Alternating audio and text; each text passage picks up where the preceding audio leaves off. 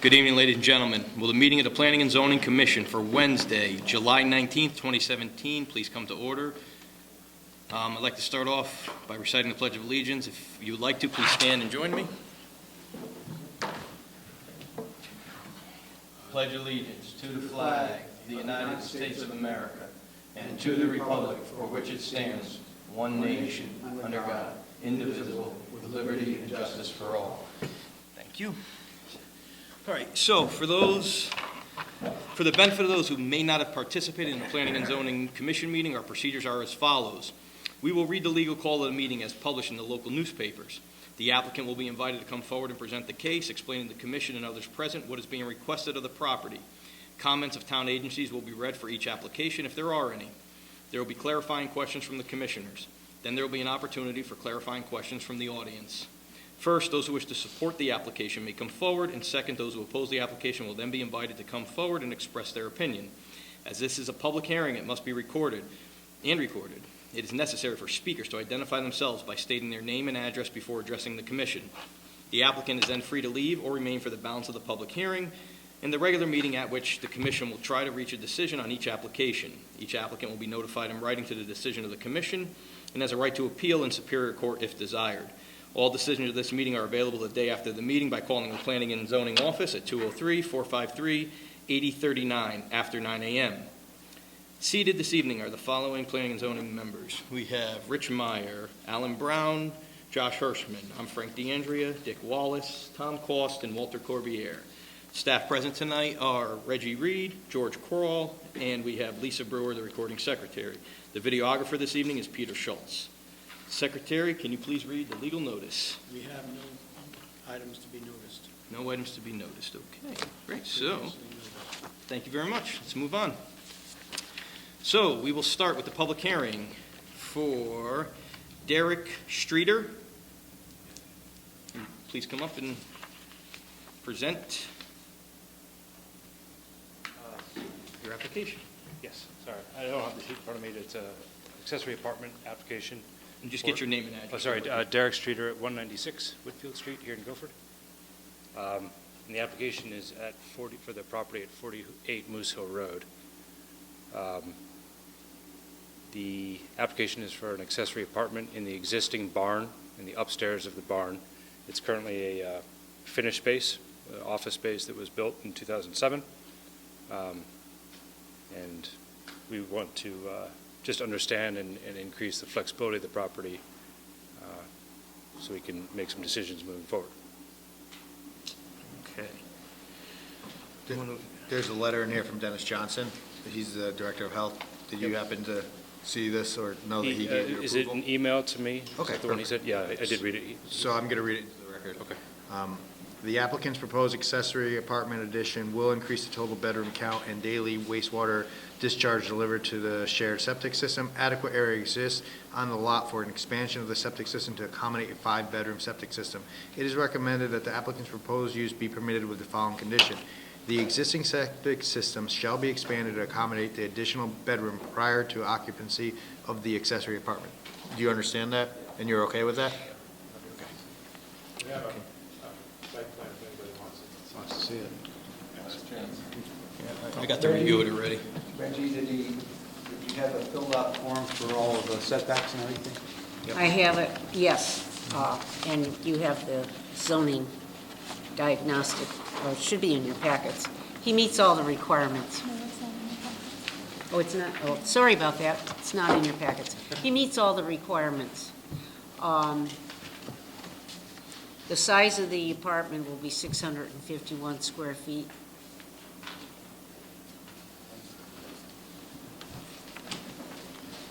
We have a letter from, I presume, an adjoining property owner. Would you like it? I'll read it in the record. Okay. This is from Leslie Powell and Stephen Stoll. They're at 40 Moose Hill Road. It's dated July 17th, and it's to the Guilford Planning and Zoning Commission. We received notice that the owners of the 48 Moose Hill Road seek approval for an accessory apartment on their property. We live at 40 Moose Hill Road and have shared access to the driveway. We oppose the conversion of the space over the garage on 48 Moose Hill property. The space was originally built as an office, but has been in fact rented out as an apartment for the last several years with tenants in both house and the office. There have been a multitude of vehicles, both cars and pickup trucks belonging to tenants, continually parked alongside and around the driveway and buildings and on the lawn. This has had a negative effect on the appearance of our two properties and has created frequent obstacle courses in and around the shared driveway as currently configured. There are only 2 legitimate parking spaces on the street or property. Our second concern relates to the septic system of the of the property in question in the leaching fields for which lie directly in front of our house. Thank you. So, Have you spoken to these neighbors at all? No? the second part is taken care of by Dennis, so we can, and I don't know what kind of jurisdiction or, I'm confused, is this the same address as the applicant's I think it address? must be a right It's an away. interior lot on Yeah. a shared driveway. So are they saying in the course of their letter that the septic field improvement or upgrade would be adjacent to their property and they're concerned about a subterranean leach field, or? I think that's what they're suggesting, but they are not articulating that. Yeah. Well, what do you know about the parking situation? I've successfully parked 4 cars there, cooperatively, and there's physical space for 4. I contemplated, we had an issue that, what she's referring to as a tenant in the space was somebody that I knew personally, who was looking for, I had hired him to do some work in the upstairs space, and he was needing a place to live. We did a barter. I then became more familiar with the regulations going through this part of the process, so he's not there anymore. He did at the time for a short while have 2 vehicles. He's a contractor. One of them is a big truck. And I did at one point, she did complain to me about the parking of the vehicle. And I did speak to him about making it not her problem. I think that was kind of a unique circumstance in that he had 2 vehicles there. The apartment contemplated would be, sort of single tenant or single habitant. Is there a way of changing the current parking configuration for the apartment that would alleviate her concerns by providing adequate parking for the apartment in a marked kind of? Yeah, in fact, there's a neck to the driveway where it then opens up to the 4 parking spaces that I described. When I say it's cooperative, one of the cars would have to move to get out of the way. With his big truck, he actually backed over a small sapling that was creating this necking situation. So with that tree now gone and the snowplow pushing gravel onto the grass, it actually looks like a much wider driveway where all the cars could come and go. So to answer your question, I believe so. There's a mandatory second public hearing on that? Yep. Could you bring in the photos or Yeah. diagram of this for next, where's it, 2 second? weeks from tonight, yeah. yeah, it'll be August 2nd. On the issue of occupancy, the owner, Mr. Streeter, has certified with the proper form that he understands that the owner of the property has to live in either the apartment or the principal dwelling. He's certified to that. He's also certified that there's at least 3 parking spaces provided on the lot as required by this form, this affidavit. So he's met all of our requirements. I believe so, Yeah. yes. He has room to make more parking too, if need be. So if there were 3 parking spaces already, what should we make of this letter saying that their parking was a problem? Should we, Well, he just explained Yeah. to us what was the problem. that it was a big truck and it sort of didn't fit into the parking? So moving forward, what if he rents it to someone with a big truck that operates a business and they want to park their truck there? How do we, Well, if it's a registered pickup truck, it wouldn't be any different than if it was a Yeah. registered Volkswagen. I guess I'm just trying to acknowledge the concerns. Some pickups are pretty big, because they have a full seat in the back now. Yeah, but unfortunately, this particular situation, he was So these people might be here to complain. Yeah, yeah, I'll do We work with these family arrangements. There's a point where there's a vehicle that was unregistered. So you could probably just. In the process of being sold. And he had parked that in the grass behind the barn, facing the neighbor. So I think that accounts for the eyesore. And then the truck at one point was parked next to the driveway in the grass, and you had to go around it. So the way that you're describing this, it doesn't sound like you live there now, but you're going to live there in the future? I do not live there now. I'm just trying to understand what the options are for the property going forward, whether it be sold or moved back there. So do we require him to live there in one of the two places? the owner. Yeah. Or either him or a subsequent owner if he sells it to somebody else before. In order to also lease this, the owner must live in one or the other apartment. But the owner doesn't have to live there right now to get that permit. Right, no, I understand just to- that. Yeah. So moving forward, if you are granted this, you're going to have to live there? Okay. And we, in special permits, we can do some conditions as well. Any other questions from the commission? I'd ask anybody from the audience that has a question at this point, if anybody would like to ask a question of the applicant? Okay. So there is a second public hearing on this, which is going to be scheduled for August 2nd. But before that, if anybody from the audience at this time would like to speak in favor or against, we will also be willing to hear that. So anybody? Please name and address for the record, please. Good evening. I'm Everett Barber, live at 650 Leeds Island Road with my wife Sarah. My position is I'm opposed to the expansion of that property so that it's a rentable additional space rather than a barn or workshop, which was originally. And that's a general comment, not specific to Mr. Streeter, but to all applications in town for that are similar. If there's an intent or desire, which I actually support, for creating affordable housing in the town, I'd rather see that done in groups or clusters rather than diffusing that capability throughout the town. Great, thank you. Anybody else like to speak in favor or against? Okay, hearing none, I will have somebody make a motion to continue. So moved. Second? All in favor? Aye. Thank you. Okay, this is the second public hearing for Winifred Siebert. Come on up and start with your name and address. We're hearing both of these together. We are going to hear both of these together. Thank you. I'm Winifred Seibert. I live at 78 Fair Street, and I am the current president of the Guilford Keeping Society. We have put forth a proposal that we would like to be able to rent space on both of our properties. To start with the Thomas Griswold House at 171 Boston Street, it would be to rent out the field that is next to the house.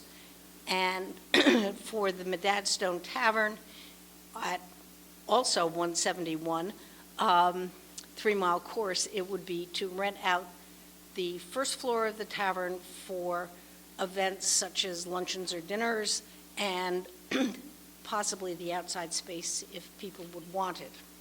I don't know whether you want me to go through all of... Because this is the second public hearing. So It is the second gentleman- public hearing. I was involved with another meeting last time, and Bob Hartman was here in my place. So he did a pretty good job. Is there anything changed since that hearing? The only thing is that I received an email basically giving some conditions on our proposal, and one of them was that events would only happen April through October. At the Medadstone Tavern, because we have interior space, we would like to have it considered that they would generally take place during the warmer months, but we'd like to have the flexibility to have indoor events all year, provided we can provide safe parking and safe access to the building. Absolutely. Even though we're talking these as two, that's a there's no condition for the stone tavern. Yeah, that's only on the, Condition 2 is April through October. But it's only for The one of last the meeting, two. you recall, we That's heard the one. we heard the various conditions that were described by Mr. Hartman, and you asked me to write up a proposal for how these conditions would be worded. I did that, and I forwarded it to both Mr. Hartman and Ms. Siebert. Yep. And she commented along the lines that she just did to me, so I modified that condition in the proposed motion that you have for the Medad Stone, where it says events on the outside space are, or outdoor events are allowed April through October. So meaning that indoor events are allowed 12 months of the year. I think that was the gist of what you were saying. That is satisfactory, yes, absolutely. So condition 2 is fine as is. And you had no problem with any of the other conditions?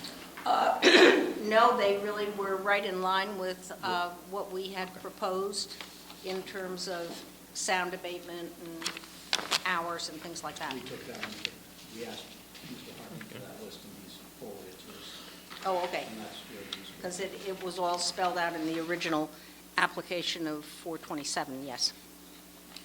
Okay, commissioners, any other questions at this point? Everybody? Anybody in the public would like to ask a question? Anybody in the public would like to speak in favor or against? This is the last public hearing, so it'll be your last opportunity. Somebody want to make a motion? I'll move to close the public hearing. Move to close. Sorry. Yeah, second. All in favor? Aye. Okay, and that's on both of those. Thank you. Thank you very much. Thank you very much. It will help our coffers to be able to do this. Thank you very much. Okay, revised agenda, can I get a motion? So I make a motion to approve the revised agenda. Second. All in favor? Aye.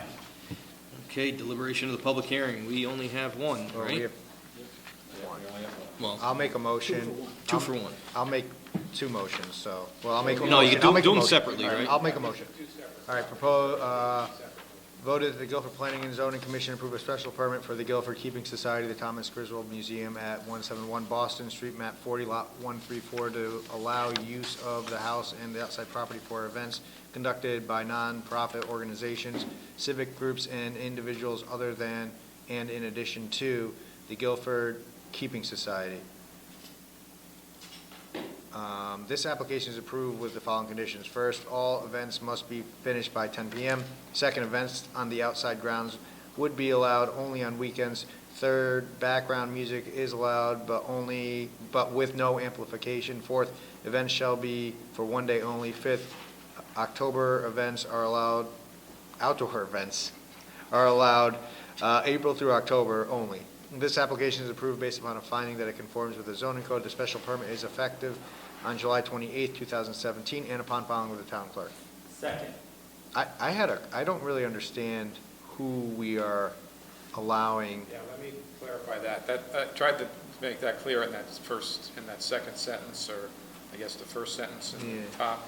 The Guilford Keeping Society already conducts various events of its own, using the outside space and using the interior space. That's not an issue here. What they're asking is that they be allowed to allow others, which they've identified as nonprofit organizations, civic groups, and individuals, other than themselves, to use that space. So who are we excluding? Why don't we We're not excluding anybody. Well, maybe corporations.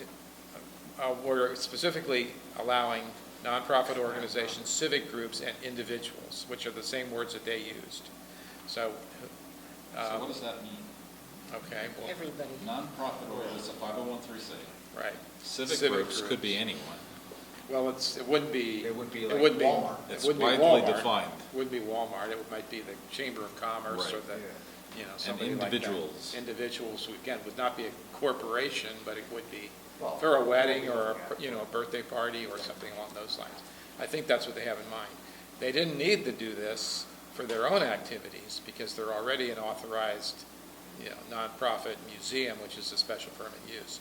So the reason that they came in to request this was to allow themselves, to make their property available to these other groups, subject to these conditions. Now, whether they give it away or rent it, or how much they charge for it, or, that's really not our issue. Our issue is the use by others, other than the Guilford Keeping Society, for these types of activities. So we got to a point with our friends over at the fairgrounds where we had to have them come to us 6 months in advance. Do we have any concerns that these folks are eventually down the road going to get carried away with themselves? And what mechanism, what mechanism would we use to reopen the door? Once we grant this, we can't reopen the door. Well, Richard, I think Not as long as they this satisfy these conditions. this is a slightly different than the application for the fairgrounds, because the fairgrounds, we specifically said only not-for-profit Right, organizations. The 1989 Yeah, agreement said. so this we're saying pretty much everybody. I can't imagine, and we're not, we have other limitations, but we're not limiting the type of people or the type of things that take place. I guess my concern which is different. They ran with the ball down at the fairgrounds and got the neighbors angry, and then they couldn't work it out. They got their lawyers involved, and they all dug their heels in. And eventually, we had to revisit it and somehow or another get involved with deciding what they could do. I don't think we would have that kind of problem with the Keeping Society. I mean, Well, and the physical space is much more limited, obviously, Right. than the fairgrounds. The amount of space they actually have is We're pretty limited. small. We unfortunately, I guess unfortunately, with the fairgrounds property, we gave ourselves a much wider discretion on who it is to attend it, so then if there was something to fight over here, we're not really giving ourselves, we're not really giving. But this isn't going to, this place Yeah. is not going to lend itself Well, to that. Yeah, it's just, we're not giving ourselves that discretion, and I think that taking out individuals would be a big mistake, and I think it'd be not what anyone wanted, The so. other, couple of other conditions that are relevant here, events in the outside grounds are only allowed on weekends, meaning so you couldn't have something that went for the whole week. It's only for the weekend, and it's only one day. You couldn't even have a weekend event, the way they proposed it. For their own activities, they can have, they're not limited by these conditions. But for other non-keeping society groups or individuals, they are. now, aren't they already renting this out? I thought there was parking there for the fairgrounds, and they charge $5 a car every year. That's their own fundraiser. Yeah, I don't- Right, but they're already doing this. No, but they were doing, that's the Keeping Society. They already have the Their right to do- fundraiser. I guess That's that would not- be the argument. So they That's were their doing that activity, long before planning and zoning was around. as far as I know. That would be the argument they should make. Right. Couple hundred years. Yeah, but I think the main thing, clearly the physical premises are going to limit what they can do as compared to the fairgrounds. Yeah. There isn't much land there. Other questions? All right, there's a motion, I need a second. Second. Oh, no, We already had a second. I seconded it. Oh, that's right, you second. All right, and so any more discussion? I'm sorry, Rich, any more questions or any more discussion? Perfect, thank you. All right, I'll call the vote then. All in favor? Aye. Any opposed or abstaining? Okay, one abstention. It passes. Thank you very much. Next. Motion voted that the Guilford Planning and Zoning Commission approve a special permit for the Guilford Keeping Society Medad Stone Tavern Museum, 1713 Mile Course, map 70, lot 18, to allow use of the first floor of the tavern and the outside property for events conducted by nonprofit organizations, civic groups, and individuals other than and in addition to the Guilford Keeping Society. This application is approved with the following conditions. 1, that not more than 120 persons standing or 70 seated be allowed in the tavern. 2, that outdoor events are allowed April through October only. 3, events on the outside space are only allowed on weekends. 4, background music is allowed but with no amplification. 5, all events must be finished by 10 p.m. 6, events shall be for one day only. Now, this application is approved based upon a finding that it conforms with the zoning code. The special permit is effective on July 28, 2017, and upon filing with the town clerk. Recall that Second. the 120 persons, 70, that's the fire marshal made that determination. He inspected the premises at the request of the Keeping Society, and those are the numbers he came up with.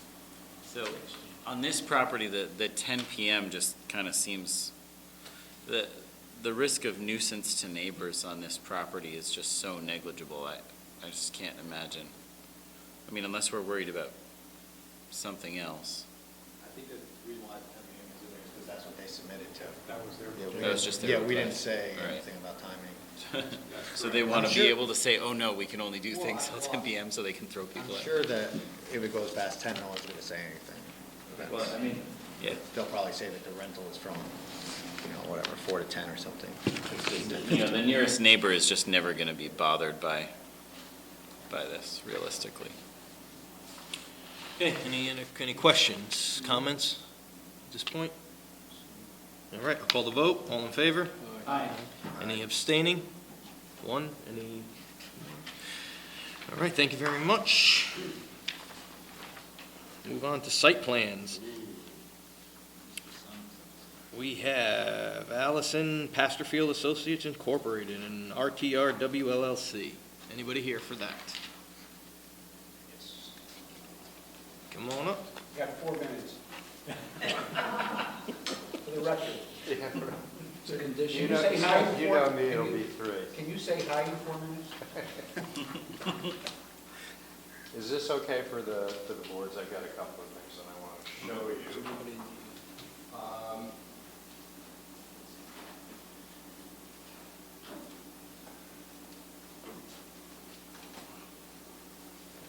Good evening. My name's Rob Sonicson. I'm a registered professional engineer in the state of Connecticut, and I'm a principal at Waldo & Associates. We're here to talk about a modification to the site plan for Guilford Village West. The original application was approved by the Planning and Zoning Commission on June 15th, 2011. Most recently, I'm sure you'll remember that Section 271-187A, parenthetical 7 of your regulations of the Guilford Code was revised on May 31st, 2016, eliminating the 80% age-restricted condition from the MUC2 zone. That set the stage for some changes that the applicant wanted to make based on market studies that he did and analysis. And by the way, Stan Nastowski's with me tonight, and if there are any questions with regard to those kinds of aspects of it, I'm the nuts and bolts guy.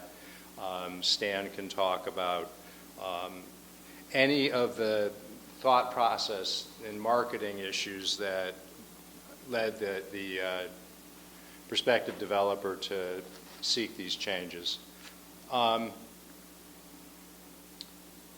There's really one core change that was made that sort of cascaded into a lot of other advantageous changes.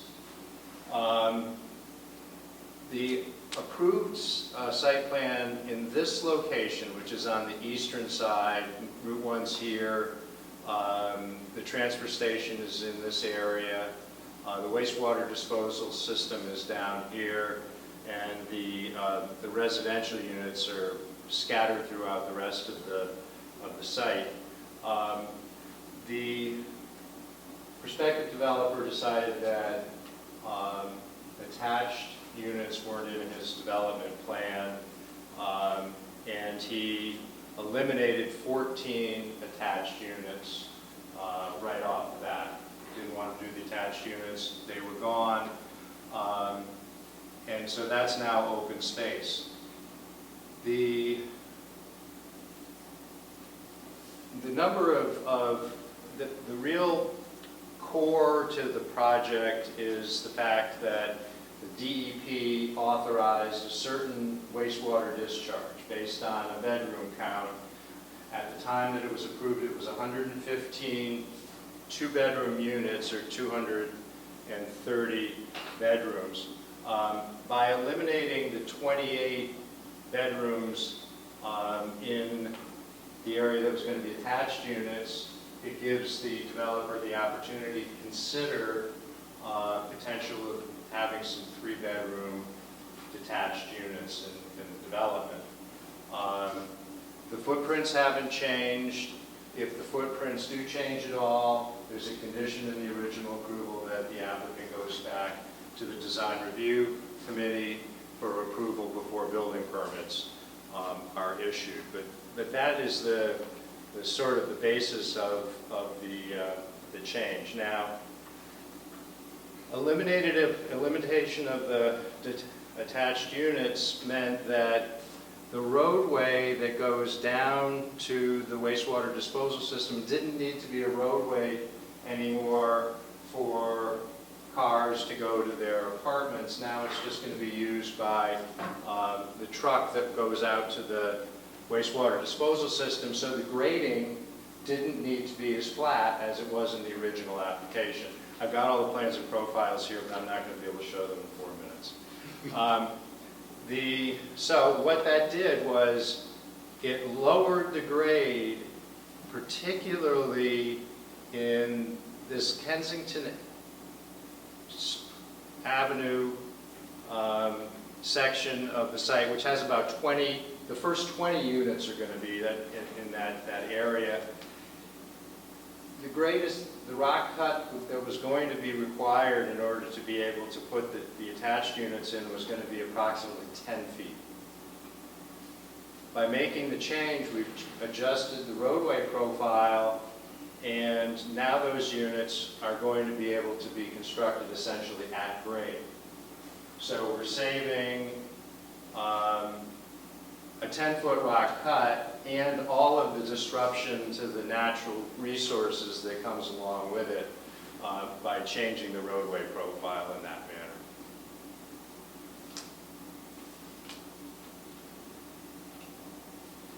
The elimination of the attached units also caused a detention basin that's located immediately adjacent to that area to get smaller, no more pavement, no more rooftops, smaller detention basin.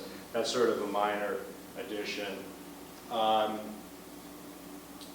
And most of these things, we went to wetlands last week and got approval, and they were very interested in all of these things. The project, the wastewater disposal system also required about 2,000 feet of supplemental trench to be dug along the ridge top in order to be able to meet the DEP requirement that even treated wastewater goes cradle to grave into the groundwater system without flowing over the surface in any location. What we were able to do now is take all of those trenches that were in the upland review area, wetlands upland review area, and relocate them outside the upland review area in this glade that's now available as a result of elimination of the attached units. That's another significant benefit.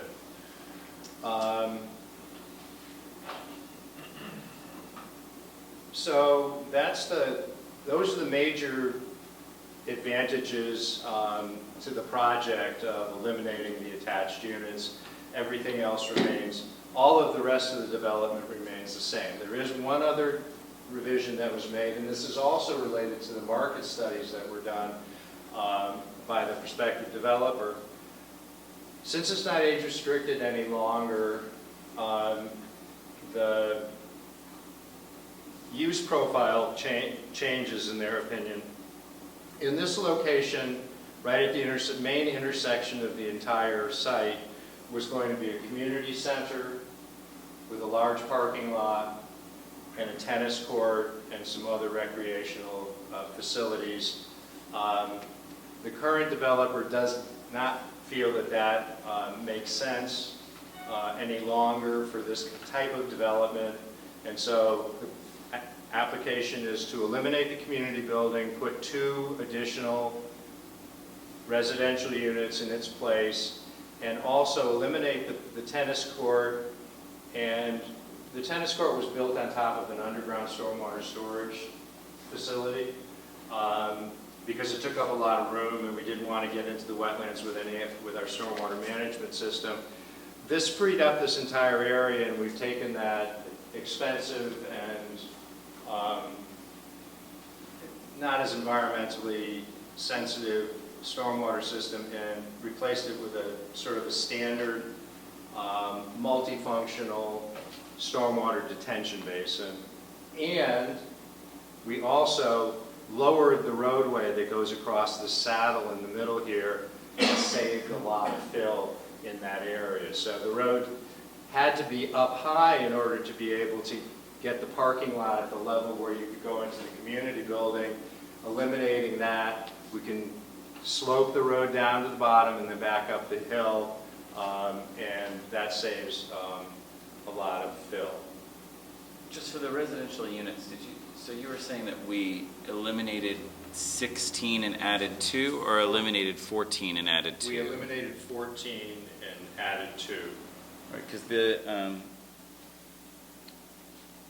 the site plan revision is listed as eliminate 14 townhouses. Right.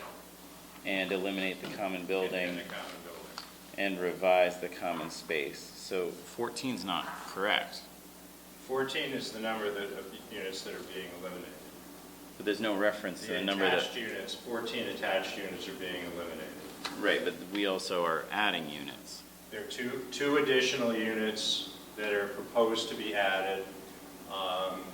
If it's not in the it should be in the application, but I don't know. If it's not, then the application should be amended to reflect the fact that they want to put 2 additional units in that space that's going to be vacated by the community building. We still are,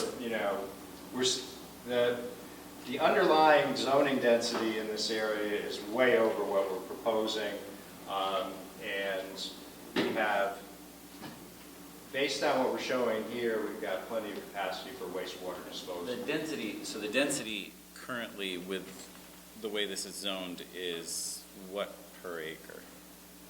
Or what, for the entire? I don't recall off the top of my head. All I know is that it could be much more dense than, in the MEC zone, it could be much more dense than this application includes. Does staff know what the units per acre is for this at this point? I think 6 units per acre are allowed, so that would be, about 500 units. Yeah, we could put about 500 based on the units zone. in based on Just based on the zone, Yeah. without the inland wetlands. George, what was this project before? Who had it? Didn't they come in here? Yeah, this was approved a couple of years Yeah, ago. but what group was it? Is it the same group? Yeah. Oh, it's always Well, the same. there's a different, No, there's a different new, developer. there's a new potential developer. What was the developer? Center Plan, yeah, okay, that's what it was. Because, yeah, it was a big. We're still talking about Center Okay. Plan as being possibly the developer.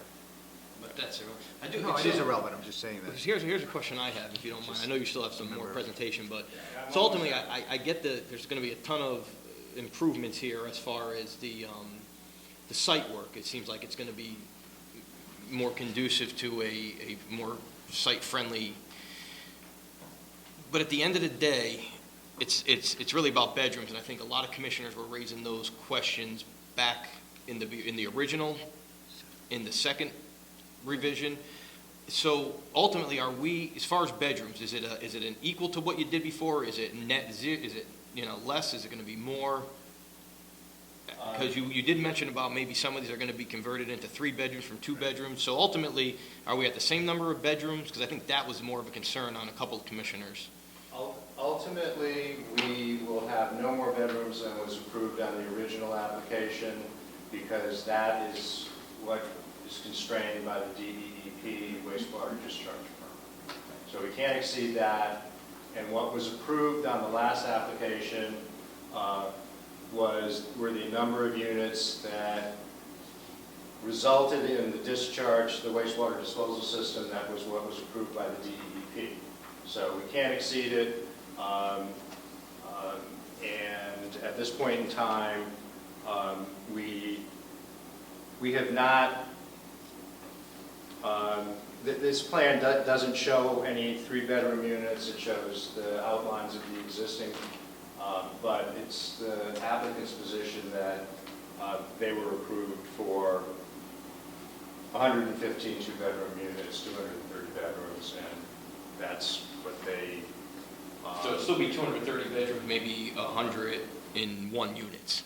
Yeah, and I'm not even... 100. With a few 3-bedroom units, right? No, that's all I was trying to Yeah, get. and we don't know, and the other thing is that the plan hasn't, there's going to have to be another market study. They don't know at this point in time what's going to sell. Is it going to be the 3 bedrooms? Is it going to be the 2 bedrooms? We don't think that there are going to be any one-bedrooms because we don't think there's a market for it, but I'm not the expert in that area. Right now, we're showing the two-bedroom unit outlines here, but we're dealing with a maximum number of bedrooms. But you agree, you're current, I mean, if you were just talking about the zoning, you're zoned for upwards of 500 units, and you're choosing to go with around 103 standing We're talking about units. 103 detached, single-family residents. There's a letter here from Kevin McGee, the environmental planner. It's dated today. Did you see this letter? I did not. All right, well, I think you'll be pleased with it. The applicant is proposing a modification to its site plan approved on June 15, 2011.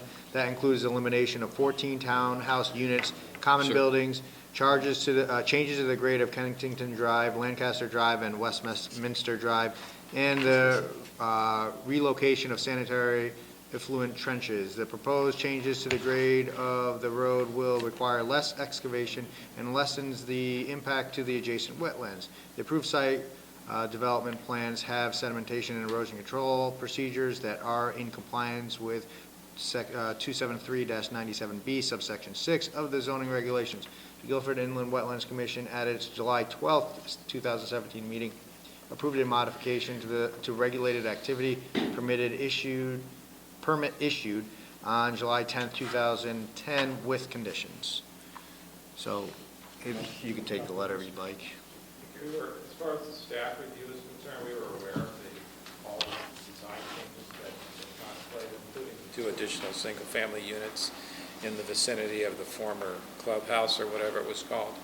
And I think, as Mr. Sonicson said, I mean, this is probably, 6 or 8 year development process, and there's likely going to be changes that are going to come about along the way based on things that they find, what sells well, what doesn't sell well. The important thing is that the area within which the houses are built, are to be built, the footprints, and the development area is not going to change, and the septic system is not going to change, at least it's not going to be increased, so that's going to fix the maximum number. So, I think we're very comfortable with the impact of this project being significantly less than what was actually approved 2 years ago. But there probably will be further changes down the road as this evolves. Where's the highway? Which direction? Along the bottom, I'm sorry. 95 is along the bottom?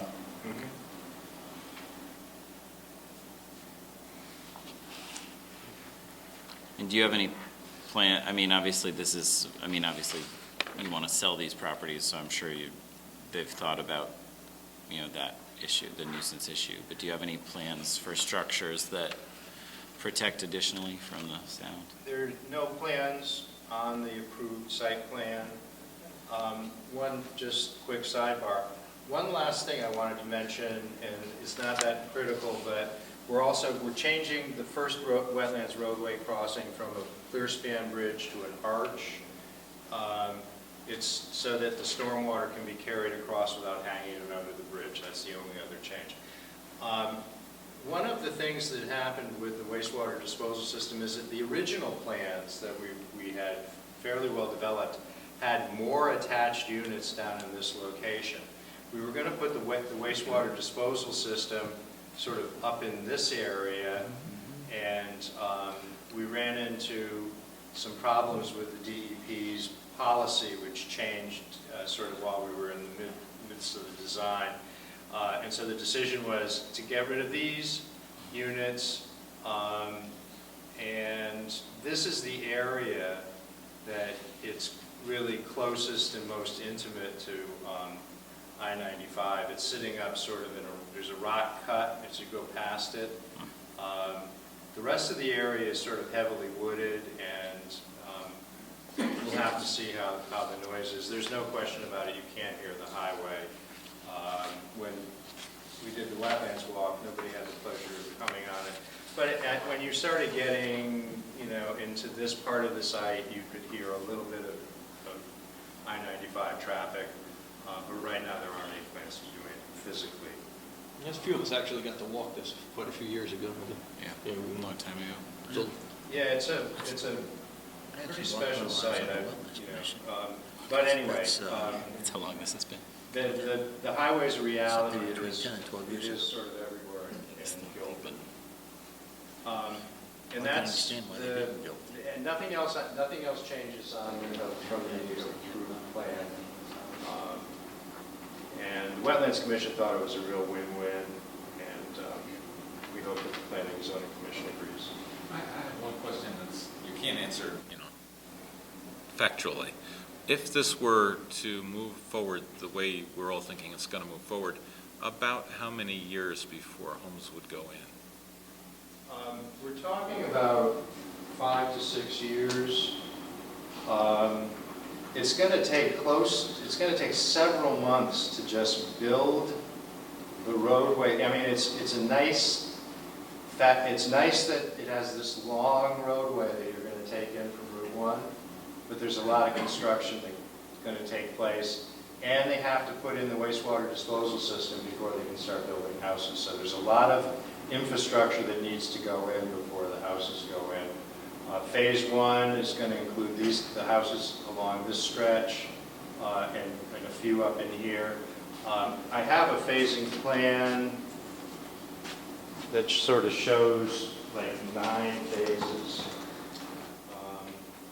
But realistically, I think we're talking about that kind of a time frame.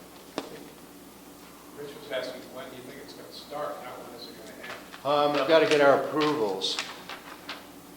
But, and we have to get our final approval from the DEEP for the wastewater disposal system, but the DEEP policy is now that all local approvals must be in place, and we consider this revision to be a local approval that needed to be in place before we get that final permit. Once we get the DEEP permit, all the other permits are in place. We've got our STC permit and all of our highway cuts and things like that. So they're hoping to get started realistically in the spring. That's the hope. Wow, realistically. Yeah, the DEP sometimes works very slowly. Do you know, when we were contemplating the rock pile development, the DDR, they had done a traffic study. Do you know whether or not they counted the traffic this will generate in their study, or they did? Yeah, everything was done in conjunction, and the signal at DDR was coordinated with this, and we worked with DOT, and all of the lane work that they did was mostly for DDR. This isn't going to produce nearly as much, but there's going to be some lane widening and things like that. It was all taken into account when the traffic study was done and the improvements were made. Can you just point out where the waste station is on this map? Just orient me to where the waste station is. Transfer station. Oh, the transfer station. I don't want to confuse things, but this is the approved plan. Yeah. As you can see, the transfer station, this watershed, half the site drains off to the south through the transfer station and then eventually down into the West River through Spinning Mill Brook. This little water course flows into a culvert that goes under the transfer station. So this entire area in here, actually this area up in here is the firing range. But so the transfer station is sort of off the plan, off in this area right there. They're next door neighbors.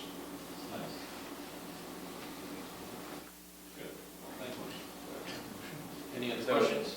So, you guys obviously see a certain amount of viability for development next to the highway behind the firing range and the dump.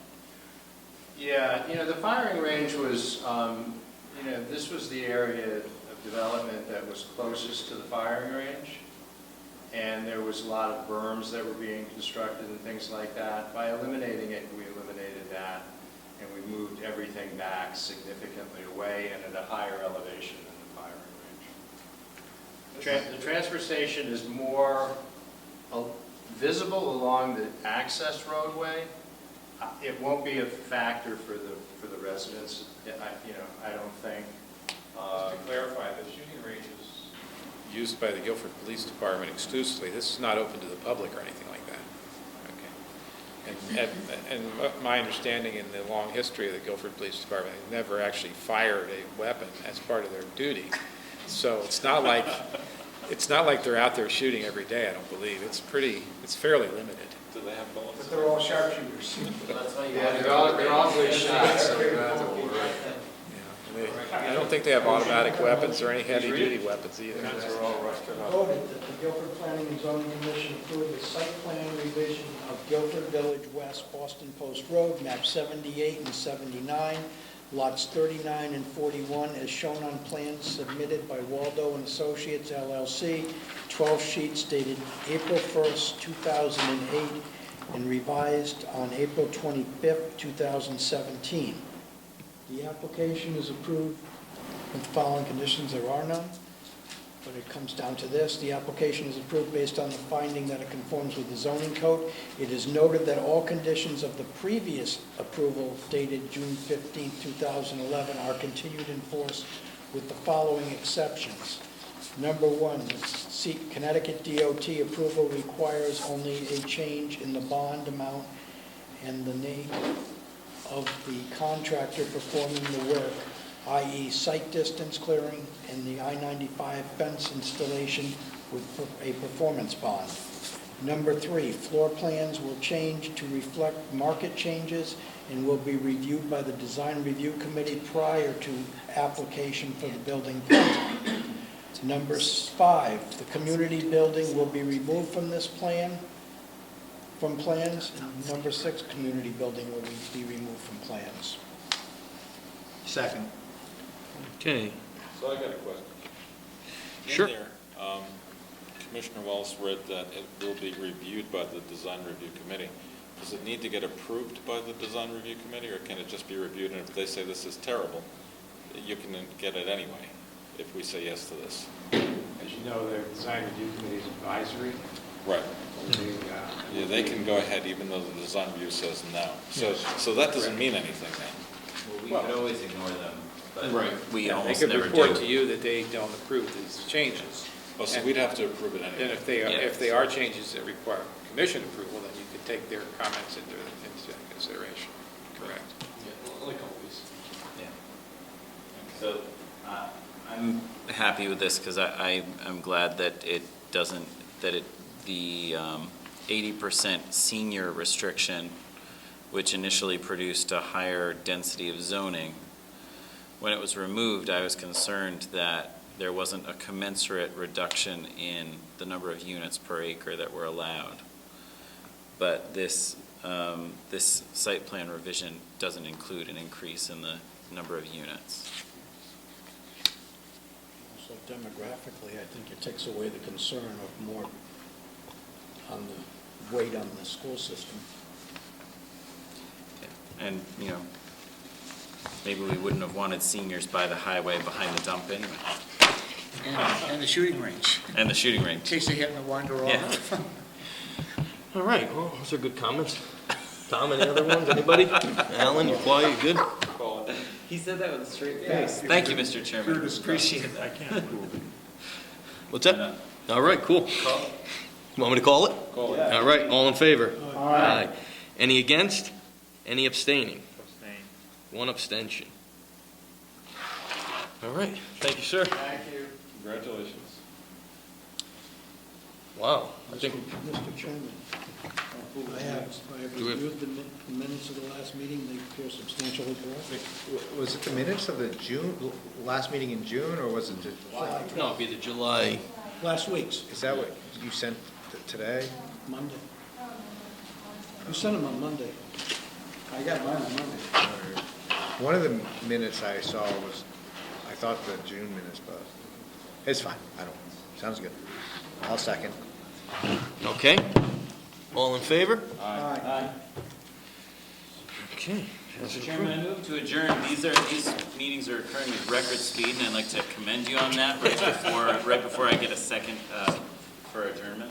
Second. Thank you. All in favor? Thanks, guys, have a great night. 2023. We did not beat any records, No, though. it wasn't great, but it was